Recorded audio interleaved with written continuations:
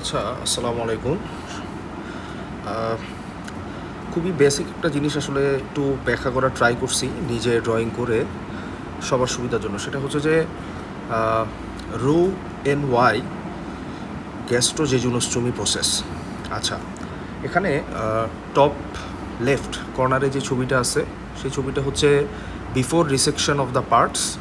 হ্যাঁ, এখানে red marking দিয়ে বোঝানো হয়েছে যে কতটুকু আসলে কাটা হবে। আমরা যদি ডান পাশের টপ রাইট ফিগারটা খেয়াল করি তাহলে আমরা এখানে বুঝতে পারবো যে স্টোমাকের lower half along with duodenum এখানে রিসেকশন করা হয়েছে।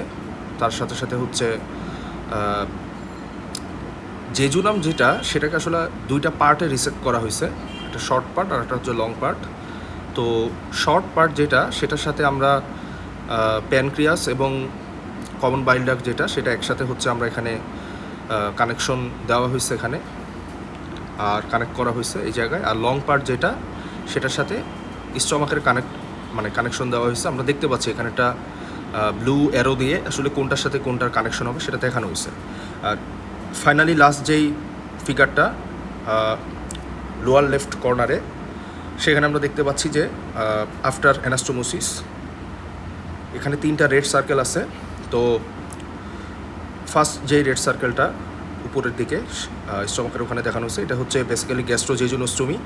আর নিচের যেটা সেটা হচ্ছে মাঝখানের যেটা সেটা হচ্ছে জেজুনোস্টোমি। অ্যান্ড ফাইনালি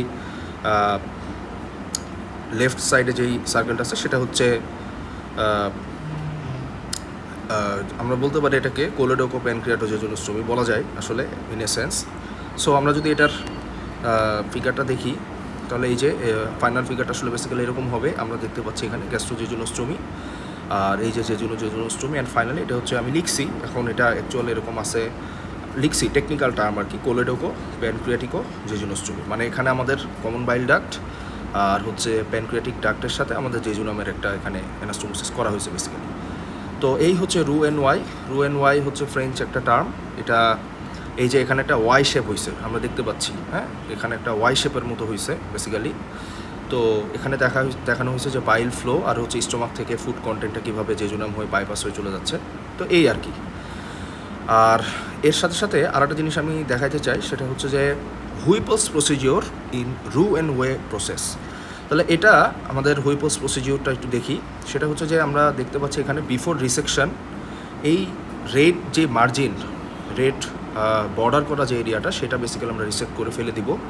ফেলে দেওয়ার পরে আমাদের আফটার রিসেকশন চেহারাটা হবে একটা এরকম, যে কমন হেপাটিক ডাক্ট আছে, প্যানক্রিয়াসের হচ্ছে ডিস্টাল বডি বা আমরা টেল বলতে পারি, একটু বড় করে দেখাইছি, স্টোমাকের প্রক্সিমাল পার্ট আছে, আর হচ্ছে সেই আগের মতো জেজুনাম দুটো পার্টে বিভক্ত, শর্ট আর একটা হচ্ছে লং পার্ট। এবং কোন অংশের সাথে আসলে অ্যানাস্টোমোসিস হবে সেটা কিন্তু ব্লু কালারের অ্যারো দিয়ে আসলে দেখানো হয়েছে, ঠিক আছে। আচ্ছা ফাইন। আফটার অ্যানাস্টোমোসিস আসলে চিত্রটা হবে এরকম যে আমরা টোটাল 4টা কম্পোনেন্ট পাবো রু এন ওয়াই হুইপলস প্রসিজিওরে। বেসিক্যালি এই যে একটা ওয়াইয়ের মতো আমরা শেপ এখানে দেখতেই পাচ্ছি ডিস্টিংটিভলি। সো এখানে আমরা দেখতে পাচ্ছি যে একদম এই জায়গাতে এখানে হেপাটিকো জেজুনোস্টোমি, তার নিচে আসলে হচ্ছে প্যানক্রিয়াটিকো জেজুনোস্টোমি, এবং রাইট সাইডে আমরা দেখতে পাচ্ছি গ্যাস্ট্রোজেজুনোস্টোমি, অ্যান্ড মাঝখানে হচ্ছে জেজুনোস্টোমি, ঠিক আছে।